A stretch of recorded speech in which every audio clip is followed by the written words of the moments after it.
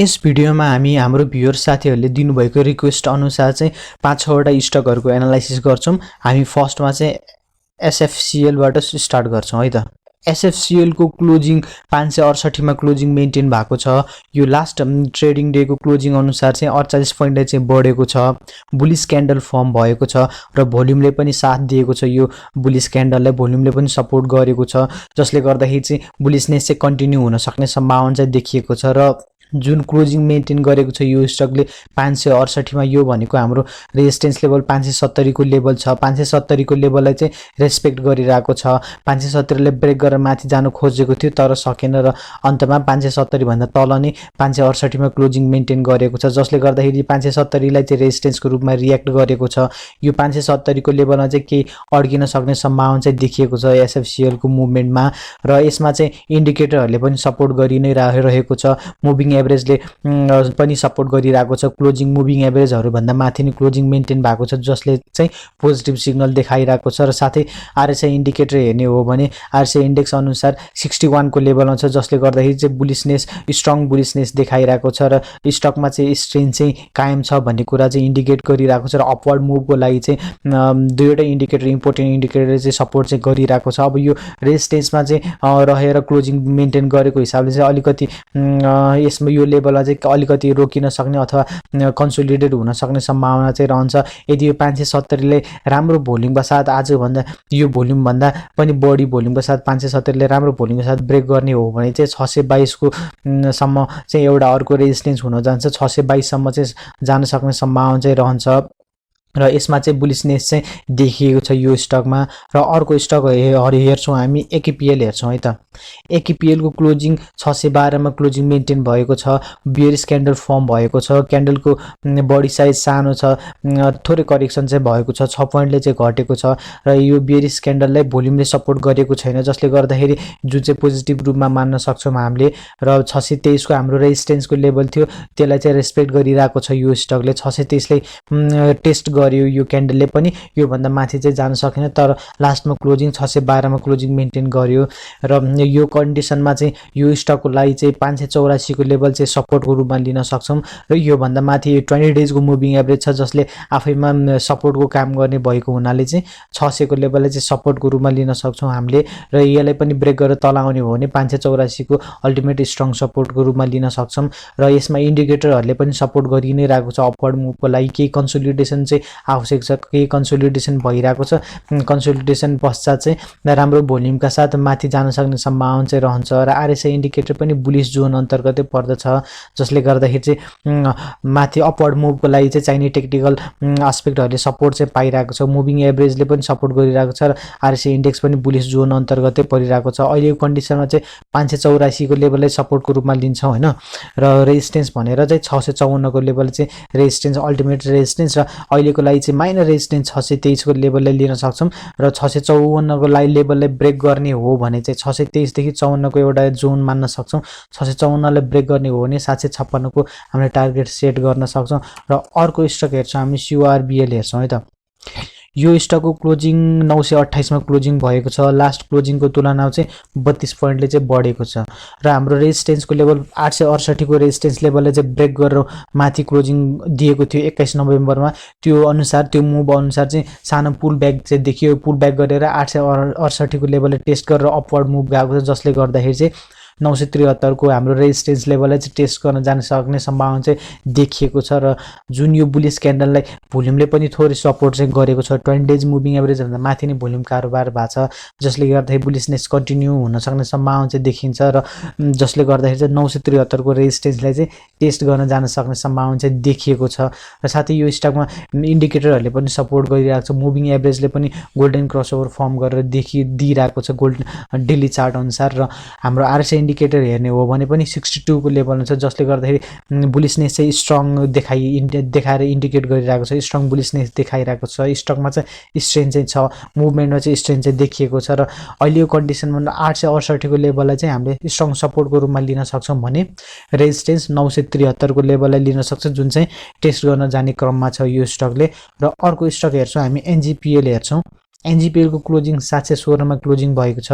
Last क्लोजिङको तुलना चाहिँ 14 पोइन्टले चाहिँ गिरावट चाहिँ देखिएको र लास्ट ट्रेडिङ डेको चाहिँ कारोबार अनुसार हामीले बुलिस क्यान्डल फर्म भए तापनि त्यति स्ट्रङ बुलिसनेस चाहिँ देखेको थिएन। फलस्वरूप चाहिँ अलिकति गिरावट चाहिँ भयो 14 पोइन्टले चाहिँ र बेरिस क्यान्डल फर्म भएको छ र हामीले कारोबार हेर्ने हो भने त्यति खासै अब मार्केट पार्टिसिपेसन चाहिँ देखिएको छैन। 20 डेज मुभिङ एभरेज भन्दा तल नै कारोबार भइरहेको छ र यो स्टकको लागि हामीले 700 को लेभललाई चाहिँ सपोर्टको रूपमा लिन सक्छौँ र स्ट्रङ सपोर्टको रूपमा लिन सक्छौँ। यो 700 को लेभलमा धेरैचोटि टचेसहरू भएको छ जसले गर्दाखेरि स्ट्रङ सपोर्टको रूपमा लिन सक्छौँ 700 को लेभललाई र हामीले रेजिस्टेन्स भनेर 866 को लेभललाई लिन सक्छौँ। 866 लाई ब्रेक गर्ने हो भने चाहिँ 1121 सम्मको चाहिँ हामीले टार्गेट सेट गर्न सक्छौँ र 866 सम्म पुग्नुभन्दा अगाडि अर्को पनि हामीले 787 को लागि पनि माइनर रेजिस्टेन्सको रूपमा लिन सक्छौँ। सो यो स्टकमा चाहिँ केही कन्सोलिडेसनहरू भइरहेको छ र हुने अझ कन्सोलिडेसन अलिकति लम्बिने सम्भावना चाहिँ देखिन्छ। 700 को लेभलसम्म पुगेर चाहिँ यहाँबाट चाहिँ राम्रो भोल्युम जेनेरेट हुने हो भने चाहिँ 866 को चाहिँ रेजिस्टेन्समा चाहिँ टेस्ट गर्न जान सक्ने सम्भावना चाहिँ देखिन्छ र इन्डिकेटर वाइज हेर्छौँ भने मुभिङ हाम्रो RSI इन्डेक्सले 45 को लेभलमा मेन्टेन गरिरहेको छ जुन चाहिँ बुलिस जोनै अन्तर्गत पर्दछ र स्ट्रङ बुलिसनेस नदेखिए तापनि नर्मल बुलिसनेस चाहिँ छ। अपवर्ड मुभ जानको लागि चाहिँ चाहिने क्यापेसिटी चाहिँ दिएको छ र हामीले अर्को इन्डिकेटर मुभिङ एभरेज वाइज हेर्ने हो भने मुभिङ एभरेज भन्दा बिलो क्लोजिङ मेन्टेन गरिरहेको छ जसले गर्दाखेरि अलिकति नेगेटिभ सेन्टिमेन्ट चाहिँ देखिएको छ र मुभिङ एभरेज 9 डेज र 20 डेज चाहिँ ओभरल्याप हुन खोजिरहेको छ। केही कन्सोलिडेसन लम्बिएर चाहिँ 700 को लेभलमा सपोर्ट लिएर अपवर्ड मुभ जाने हो भने चाहिँ राम्रो मुभ चाहिँ अथवा रिटर्न चाहिँ हामीले पाउन सक्ने सम्भावना चाहिँ देखिएको छ यो स्टकमा। र अर्को स्टक हेर्छौँ हामी NFS हेर्छौँ। नेपाल फाइनेन्सको क्लोजिङ 596 मा क्लोजिङ भएको छ र यो लास्ट क्लोजिङको तुलनामा चाहिँ 16 पोइन्टले चाहिँ बढेको हो र जुन क्लोजिङ मेन्टेन गरेको छ 9 डेज र 20 डेज मुभिङ एभरेज भन्दा माथि नै क्लोजिङ मेन्टेन गरेको छ जुन चाहिँ धेरै पोजिटिभ कुरा हो र यो कारोबारमा चाहिँ 628 को रेजिस्टेन्स लेभललाई चाहिँ टेस्ट गरेको छ। हाम्रो 623 सम्म चाहिँ पुगेर फर्केको हो र लो हाम्रो कुन लेभलमा बनायो भन्दाखेरि 571 को लेभललाई लो बनाएर चाहिँ थोरै माथि गएर 596 मा क्लोजिङ दिएको छ र 628 को रेजिस्टेन्स र 561 को सपोर्टको लेभललाई चाहिँ रेस्पेक्ट गरिरहेको छ। यही च्यानलभित्र चाहिँ प्राइसहरू मुभमेन्ट हुन सक्ने सम्भावना देखाएको छ। केही समय कन्सोलिडेसन लम्बिने सक्ने सम्भावना चाहिँ देखिएको छ र कन्सोलिडेसन लम्बेर राम्रो भोल्युम जेनेरेट हुने हो भने चाहिँ 528 ले ब्रेक गरेर 733 को लेभलसम्म जान सक्ने सम्भावना रहन्छ। 733 ले टार्गेट रूपमा लिन सक्छौँ यदि 628 ले ब्रेक गर्ने हो भने। अहिलेको कन्डिसनमा चाहिँ 561 ले चाहिँ सपोर्ट र 628 ले चाहिँ रेजिस्टेन्सको रूपमा लिन सक्छौँ। भोल्युम पनि बिस्तारै जेनेरेट हुँदैछ। 20 डेज मुभिङ एभरेज भन्दा माथि कारोबार भइरहेको छ जसले गर्दाखेरि चाहिँ यसमा चाहिँ केही मुभमेन्टहरू हामीले देख्न सक्छौँ र यसमा चाहिँ केही कन्सोलिडेसन भएपछि राम्रो भोल्युम जेनेरेट भएर चाहिँ रिटर्न आउन सक्ने सम्भावना चाहिँ देखिन्छ र टेक्निकल एस्पेक्टबाट टेक्निकल इन्डिकेटर हेर्ने हो भने पनि बुलिसनेस चाहिँ देखाएको छ। यसमा स्ट्रङ बुलिसनेस नदेखाए तापनि अपवर्ड मुभ आउनको लागि चाहिने अपवर्ड मुभ आउन सक्ने इन्डिकेसन चाहिँ दिइरहेको छ यो स्टकले। अर्को स्टक हेर्छौँ हामी IGI हेर्छौँ। IGI को क्लोजिङ 1050 मा क्लोजिङ मेन्टेन भएको छ। यो लास्ट क्लोजिङको तुलनामा चाहिँ 29 पोइन्टले चाहिँ गिरावट आयो र यो भन्दा अगाडिको ट्रेडिङ डेमा चाहिँ हाम्रो 1090 को लेभललाई चाहिँ रेजिस्टेन्सको रूपमा रियाक्ट गरेको थियो र भोल्युम पनि एक्सेसिभली बढेको थियो र रेजिस्टेन्स लेभलमा गएर अड्केको हिसाबले चाहिँ अलिकति पुल ब्याक चाहिँ आउनु स्वाभाविक नै हो। यहाँबाट त अलिकति करेक्सन चाहिँ आउनै नै पर्ने हुन्छ। 1090 को लेभलमा पुगेर चाहिँ अलिकति घटेको छ। 29 पोइन्टले चाहिँ घटेको छ र लगभग लोमै गएर क्लोजिङ दिएको छ 1050 को लेभलमा र यो स्टकले चाहिँ 1090 को लेभललाई चाहिँ रेजिस्टेन्सको रूपमा चाहिँ रेस्पेक्ट गरिरहेको छ। यो लेभलमा चाहिँ केही अड्किन सक्ने सम्भावना हुन्छ। त्यतिकै ब्रेक गर्नलाई राम्रो भोल्युम जेनेरेट गर्नुपर्ने हुन्छ 1090 ले ब्रेक गर्नलाई हैन। र यो स्टकमा चाहिँ अहिलेको लागि सपोर्टको कुरा गर्छौँ भने 978 को लेभललाई सपोर्टको रूपमा लिन सक्छौँ र साथै यो भन्दा अगाडि मुभिङ एभरेजहरू छन्। मुभिङ एभरेज आफैले सपोर्ट र रेजिस्टेन्सको काम गर्ने भएको हुनाले चाहिँ 1034 को लेभललाई चाहिँ सपोर्टको रूपमा लिन सक्छौँ र यो गिरावट कन्टिन्यू हुने हो भने 1034 मा गएर केही रोकिन अड्किन सक्ने सम्भावना रहन्छ। यहाँबाट नि तल झर्ने हो भने 978 को लेभल स्ट्रङ सपोर्टको रूपमा लिन सक्छौं र यो स्टकमा पनि केही कन्सोलिडेसन भइ नै रहेको छ र केही समय लम्बिने सक्ने सम्भावना देखिएको छ र हामीले इन्डिकेटर वाइज हेर्ने हो भने मुभिङ एभरेज भन्दा माथि नै क्लोजिङ मेन्टेन गरिरहेको छ, जुन चाहिँ पोजिटिभ कुरा हो। र हाम्रो आरएसआई इन्डिकेटर हेर्छौं भने 52 को लेभलमा छ, बुलिश जोन अन्तर्गतै पर्दछ। यसमा त्यति नेगेटिभ सेन्टिमेन्ट चाहिँ देखिएको छैन, पोजिटिभ नै कुराहरू छ। सबै तरफ केही कन्सोलिडेसन गरिसकेपछि राम्रो भोल्युम जेनेरेटका साथ चाहिँ 1090 ले ब्रेक गर्ने हो भने 1170 अथवा त्यसलाई त्योभन्दा माथि जान सक्ने सम्भावना चाहिँ देखिएको छ यो स्टकमा। र अर्को स्टक हेर्छौं हामी SICL हेर्छौं। शिखर इन्स्योरेन्सको क्लोजिङ 1717 मा क्लोजिङ मेन्टेन गरेको छ। यो भनेको लास्ट क्लोजिङको तुलनामा चाहिँ 7 पोइन्टले चाहिँ बढेको छ हैन। र जुन यो क्लोजिङ भनेको हाम्रो मुभिङ एभरेजहरु 9 डेज र 20 डेज मुभिङ एभरेज भन्दा तल नै क्लोजिङ मेन्टेन गरेको छ, जसले गर्दा अलिकति नेगेटिभ सेन्टिमेन्ट चाहिँ देखिएको छ यो स्टकमा। त्यति बुलिशनेस चाहिँ देखिदैन स्टकमा, जुन चाहिँ आरएसआई इन्डेक्सले पनि जस्टिफाई गरेको छ। 43 को लेभलमा छ, त्यति बुलिशनेस चाहिँ छैन यो स्टकमा। बुलिश जोनको लोयर लेभलमा बसेको छ 43 को लेभलमा र मुभिङ एभरेज भन्दा तल क्लोजिङ मेन्टेन गर्नुले जसले गर्दाखेरि नेगेटिभ सेन्टिमेन्ट चाहिँ देखिएको छ। कन्सोलिडेसनहरु लम्बिने सक्ने सम्भावना चाहिँ देखाएको छ, तुरुन्तै कुनै मुभहरु आउन सक्ने सम्भावना देखिएको छैन। र हामीले सपोर्ट र रेजिस्टेन्सको कुरा गर्छौं भने 1653 को लेभलले चाहिँ सपोर्टको रूपमा लिन सक्छौं र 1814 को लेभलले चाहिँ रेजिस्टेन्सको रूपमा लिन सक्छौं र केही समय यो 1653 देखि 1814 को जोन भित्र चाहिँ मुभमेन्टहरु हुन सक्ने सम्भावना रहन्छ। यदि 1814 लाई पनि राम्रो भोल्युमको साथ ब्रेक गर्ने हो भने 981 सम्म जान सक्ने सम्भावना चाहिँ देखिएको छ यो स्टकमा। र यसमा चाहिँ बुलिशनेस चाहिँ त्यति देखिएको छैन, बिस्तारै भोल्युम जेनेरेट हुने क्रममा छ। भोल्युम बिस्तारै 20 डेज मुभिङ एभरेज भन्दा माथि जेनेरेट हुँदैछ, बिस्तारै यसमा बुलिशनेस आउन सक्ने सम्भावना छ। अहिलेको लागि चाहिँ त्यस्तो कुनै इन्डिकेसन चाहिँ देखिएको छैन। र अर्को स्टक हेर्छौं हामी NUBL हेर्छौं है त। NUBL को क्लोजिङ 1488 मा क्लोजिङ मेन्टेन भएको छ। यो लास्ट क्लोजिङको तुलनामा चाहिँ 8 पोइन्ट चाहिँ बढेको हो यो।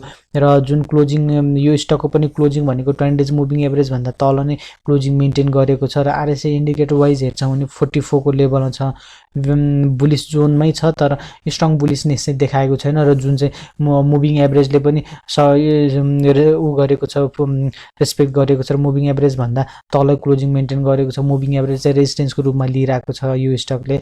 र यो स्टकको लागि हामीले सपोर्टको कुरा गर्छौं भने 1453 को लेभललाई चाहिँ सपोर्टको रूपमा लिन सक्छौं भने 1573 को लेभल चाहिँ रेजिस्टेन्सको रूपमा लिन सक्छौं। र केही समय चाहिँ यही 1453 र सपोर्ट र 1573 रेजिस्टेन्सलाई चाहिँ रेस्पेक्ट गर्दै मुभमेन्टहरु आउन सक्ने सम्भावना रहन्छ। केही समय कन्सोलिडेसन अझै लम्बिन सक्ने सम्भावना चाहिँ देखिएको छ। यो स्टकमा तुरुन्तै कुनै मुभ आउन सक्ने सम्भावना छैन र बिस्तारै भोल्युम पनि जेनेरेट हुन पर्ने हुन्छ। भोल्युमको कुरा गर्छौं भने 20 डेज मुभिङ एभरेज भन्दा तल नै भोल्युम जेनेरेट भइरहेको छ। र यसमा त्यति स्टकमा चाहिँ चाम चाहिँ देखिएको छैन, मार्केट पार्टिसिपेसन चाहिँ देखिएको छैन यो स्टकमा। र अहिले चाहिँ हामीले 1453 को लेभललाई सपोर्ट र 1573 को लेभललाई चाहिँ रेजिस्टेन्सको रूपमा चाहिँ लिन सक्छौं। र अर्को स्टक हेर्छौं भने हामी NLIC हेर्छौं। NLIC को क्लोजिङ 1533 मा क्लोजिङ मेन्टेन भएको छ। यो लास्ट क्लोजिङको तुलनामा चाहिँ 10 पोइन्टले चाहिँ बढेको छ। र यो स्टकको लागि हामीले 1518 को लेभललाई चाहिँ सपोर्टको रूपमा लिन सक्छौं। र हाम्रो 1576 को लेभल सपोर्टको लेभल थियो, त्यसलाई ब्रेक गरेर तल आएको कन्डिसन छ अहिले। र सपोर्ट पनि एक्सटेन्ड भएर 1518 को लेभलको लागि लिन सक्छौं अब नेक्स्ट सपोर्ट 2 को रूपमा हैन। र हामीले यो स्टकको क्लोजिङहरु मुभिङ एभरेज हाम्रो 20 डेज र 9 डेज मुभिङ एभरेज भन्दा तल नै क्लोजिङ मेन्टेन गरिरहेको छ, जसले गर्दाखेरि नेगेटिभ सेन्टिमेन्ट चाहिँ देखिएको छ यो स्टकमा। र हामीले आरएसआई इन्डेक्सको कुरा गर्छौं भने पनि 28 को लेभलमा छ र जुन चाहिँ बेरिश जोन अन्तर्गत पर्दछ। बेरिश जोन चाहिँ देखिएको छ, यसमा कुनै बुलिशनेस आइसकेको छैन, केही समय कन्सोलिडेसन हुन सक्ने सम्भावना देखिरहेको छ यो स्टकमा हैन। र जुन चाहिँ दुईवटा इन्डिकेटरले पनि कुनै बुलिशनेस देखाएको छैन। मुभिङ एभरेज वाइज हेर्ने हो भने मुभिङ एभरेज भन्दा तल नै क्लोजिङ मेन्टेन गरिरहेछ र आरएसआई इन्डेक्स पनि 28 को लेभलमा छ, बेरिश जोनमा इन्टर गरिसकेको छ। र भोल्युमको कुरा गर्छौं भने 20 डेज मुभिङ एभरेजको हाराहारीमा छ, त्यति मार्केट पार्टिसिपेसन पनि देखिसकेको छैन यो स्टकमा। केही समय कन्सोलिडेसन लम्बिन सक्ने सम्भावना चाहिँ छ। 1533 को लेभलले चाहिँ सपोर्टको लेभल छ अहिले। यो लेभलमा चाहिँ केही कन्सोलिडेट गरेर कुनै अपवर्ड मुभ आउन सक्ने सम्भावना देखियो अथवा 1576 ले ब्रेक गरेर माथि जाने हो भने चाहिँ 1757 को सम्मको मुभ आउन सक्ने सम्भावना चाहिँ देखिन्छ र मेनली यो स्टकमा चाहिँ केही कन्सोलिडेसन हुन सक्ने सम्भावना चाहिँ देखिन्छ र कुनै बुलिसनेस चाहिँ देखिएको छैन यो स्टकमा।